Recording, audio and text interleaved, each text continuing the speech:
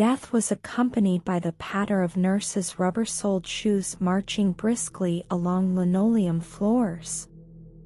The smell of antiseptic solution. A gurney wheel, in need of oil, squeaking rhythmically as another patient was rushed past. Starchy white sheets, and the sharp and angular shapes of nurses' headdresses. My body revolted against the crisp order in violent expulsions of browns, greens, and yellows against the bleached hospital whites. Veins stood out on my small, pale neck and spittle flew from my mouth as I screamed. The cool bed sheets, tucked with neat and stern hospital corners, were twisted into angry, damp knots against my writhing body. I am ordinarily a neat and demure person, so you can imagine my cringing in horror at this loud, violent, and messy departure. I shudder when my mind, invariably, drifts to remember it.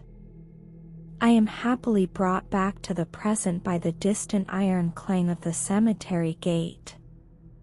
There's a reassuring and settled sameness about death. A contentment. Cool, mossy, and stone-strewn. Calm and painless.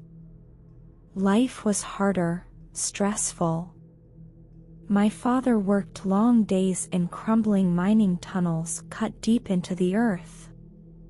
He would return with his face etched deeply with coal dust, collapsing into wheezy snores on the small, hard bed. I remember, too, my mother's mouth, tight-lipped with constant worry, and concealing 2 chipped front teeth. I remember my baby brother screaming with hunger and cold. The frigid earth was chipped open by large-shouldered men with axes and spades when that brother died before the spring melt.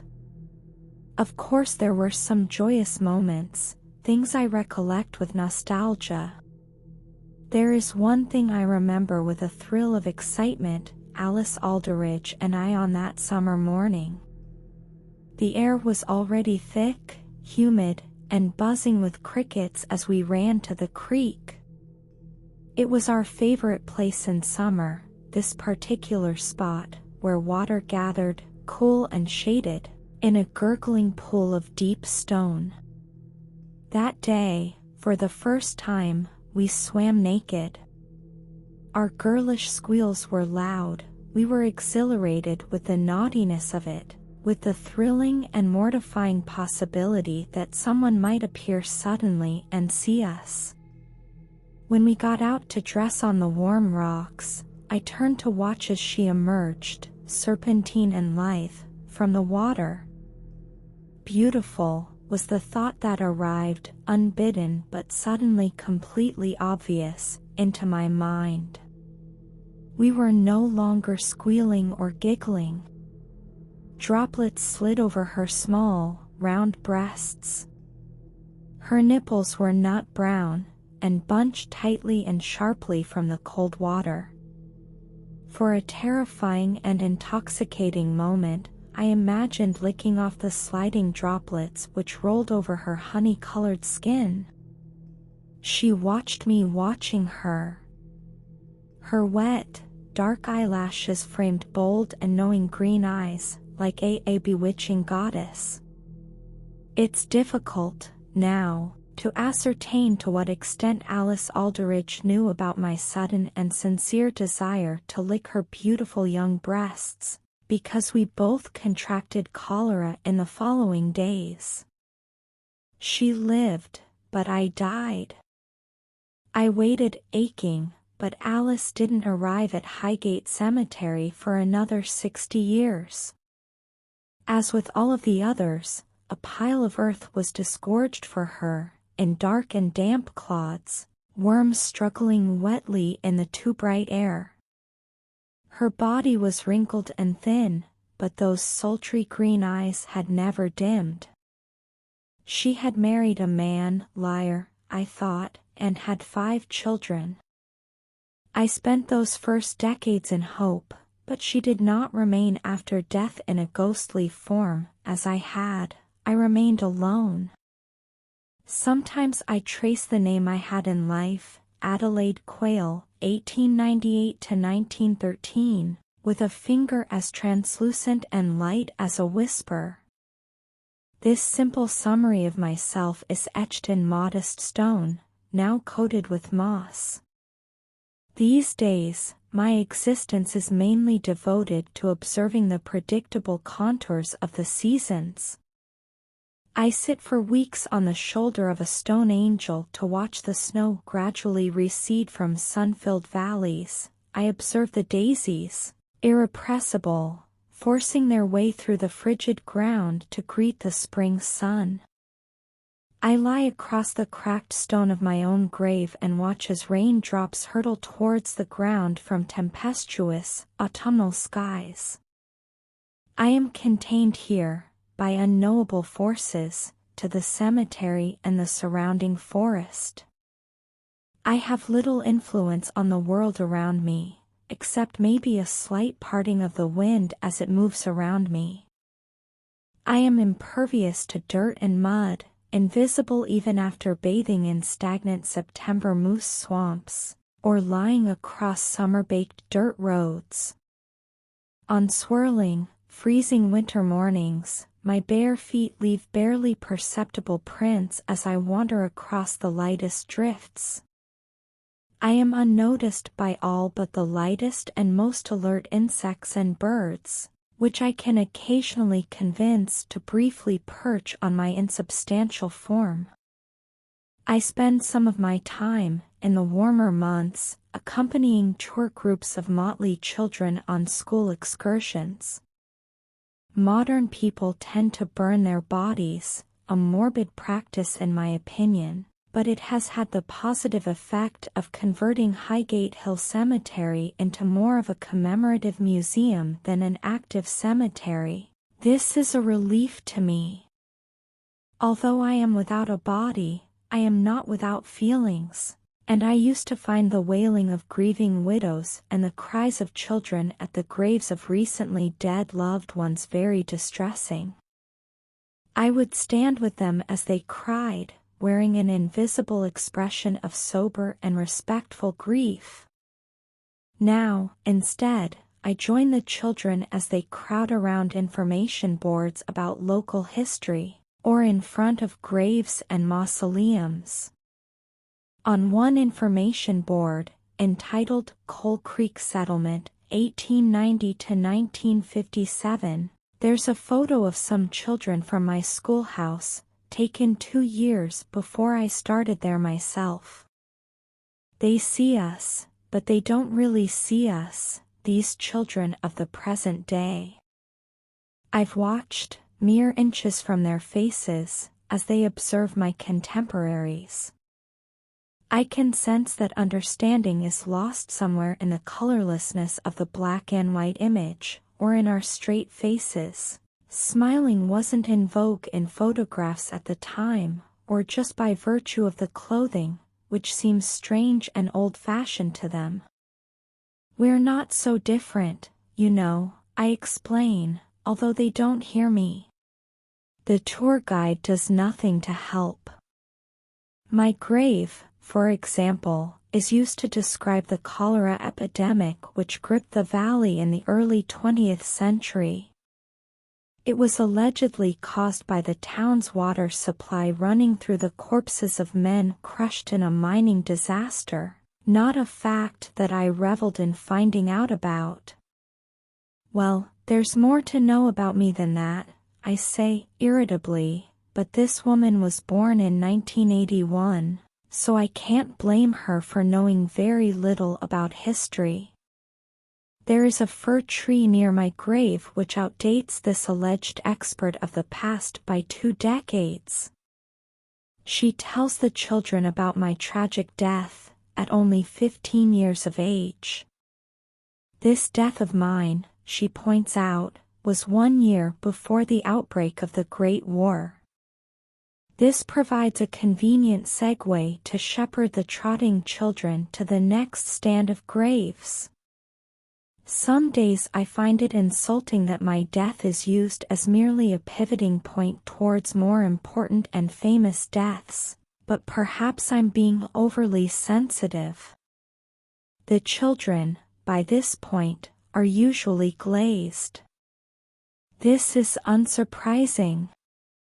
How can children root themselves in the shifting sands of the past with facts and figures?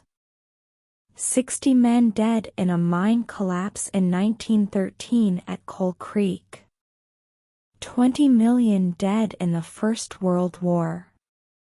Better to tell them that Bert Lawrence, visible in the front row of the schoolhouse photo, has a visibly wet nose because he cried on the first day of school. Or that the frizzy-haired Maggie Aldridge, middle right, sister of the aforementioned Alice, was in love with Thomas Woodman, back right. Or that we would all have snowball fights outside of the schoolhouse when school finished on the last day before our Christmas break. If only I could tell them, I think, with wicked glee, about Alice, wet breasts glistening, smiling at me with sultry confidence. Then they would understand, I think, that the young people in the faded photograph were not so different from themselves. On a cool autumn morning, one girl, from among another group of shuffling and sniffing school children, looked at my grave and said, to no one in particular, Adelaide Quayle. Adelaide, like the city in Australia, and Quayle, like the bird. Her alert green eyes regarded my name with interest. I felt seen, recognized, celebrated. Yes. I cried, unheard. Exactly. That's me. I followed the green-eyed girl, endeavoring to be helpful by giving unheard but correct answers to the questions on the worksheet secured in her clipboard. I reluctantly farewelled her when her group left through the wrought iron gates 45 minutes later. I obsessed over the minutiae of this meeting for glorious and delightful hours afterwards. Imagine my shock and joy when the girl, my new Alice, walked through again only a week later, wrangling an exuberant, golden puppy on a leash. I walked with them from one gate to the next, telling her about the changing of the seasons, about the hospital with its clean, white surfaces, about my family, and about the schoolhouse. I told her that we could run together through the long grass once the weather warmed again. We could run to the creek. I could show her the spot, the cool, sheltered spot where the water is deep. The air would be hot, and we could drape our dresses on the warm rocks while we swam together. The first sprinkling of snow dusted the tops of the immense, distant ranges, an event I usually watch for, but I was too distracted to notice. Being unseen and unheard had previously only been a mild annoyance, but now it was torturous. Alice arrived most days in the evenings, dog on leash, traveling from gate to gate, presumably as part of a larger loop. I screamed in agonized frustration each day as she left me, yearning to be seen, to be known. To touch and be touched. Inspiration came one morning when I observed a dew-covered spiderweb, branching and complex, ordinarily invisible, but illuminated by its wetness in the bright morning sun.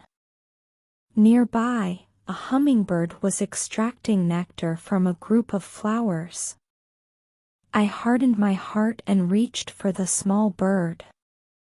Unsure what force my invisible fingers could produce, I was as shocked as the hummingbird when I was able to grasp its tiny, almost weightless body. I twisted its neck decisively. Raised it to my lips. My invisible and blunt but persistent teeth tore at the sinewy body.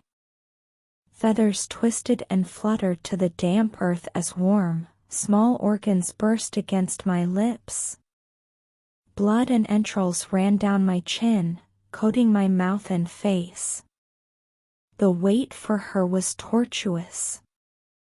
I distractedly observed yellowed leaves fluttering to the ground from the oak trees on the hill. Finally, the light started to ebb from the afternoon, turning the sky into a dusty gray. I heard her approaching and stood at the gate's entrance, willing my nervous mouth, the contours of which I hoped were now, at last, visible, into a smile of greeting.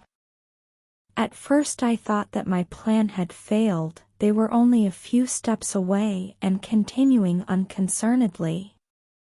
Suddenly, though, the dog stopped, eyes fixed on my face, and uttered a low growl. The girl, confused and worried, stopped as well. She looked at the dog, and followed its gaze to the space where I stood in front of them. My smile widened. I was exhilarated by my scheme, ready, for the first time in over a century, to be seen. My Alice stumbled backwards, her eyes wide and a scream beginning in her throat. There was a perfect moment, before she ran, where we looked right into each other's eyes.